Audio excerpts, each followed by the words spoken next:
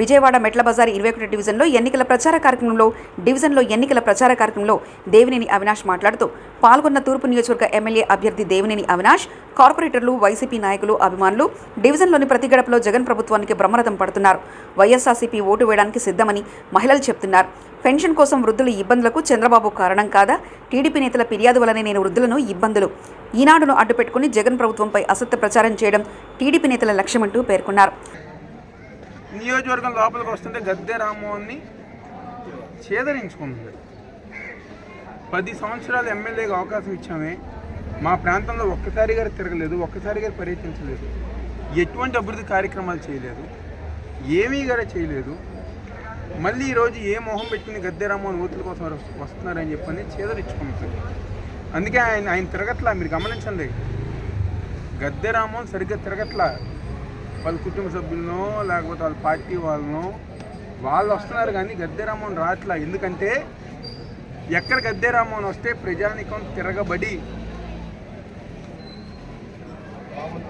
గద్దె రామ్మోహన్ మీద ఎదురు తిరుగుతారని చెప్పిన భయంతో ఈరోజు కొత్త మొహాలు పంపిస్తారు. ఏమవుతుంది కొత్త మొహాలు పంపిస్తే?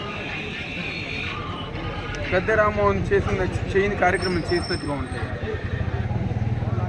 ఈరోజు ఇంకో పక్క గద్దె అనురాధ గారు ఏ ప్రాంతానికి వెళ్ళినా ఎక్కడైనా అభివృద్ధి కార్యక్రమం జరుగుతుంటే అది ఆఫ్ చేయాలని చెప్పి ఎలక్షన్ కమిషన్ కంప్లైంట్ పెట్టారు.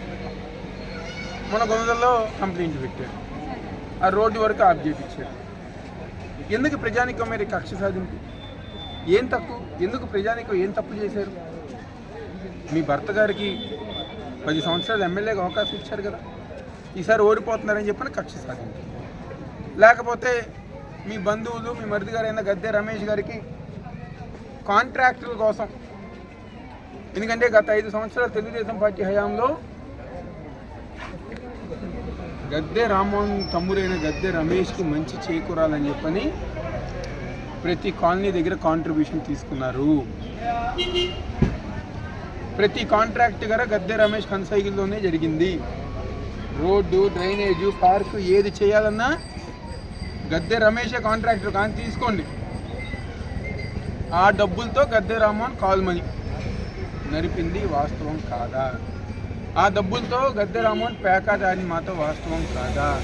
ఆ డబ్బులతో గద్దె రామ్మోహన్ ఐపీఎల్ పెట్టిన ఆడిన మాట వాస్తవం కాదా? ఒకసారి కాదని చెప్పండి, ప్రమాణం చేయమని చెప్పండి. రామ్మోహన్ గారు ఏ గురికి వెళ్దామని చెప్పండి.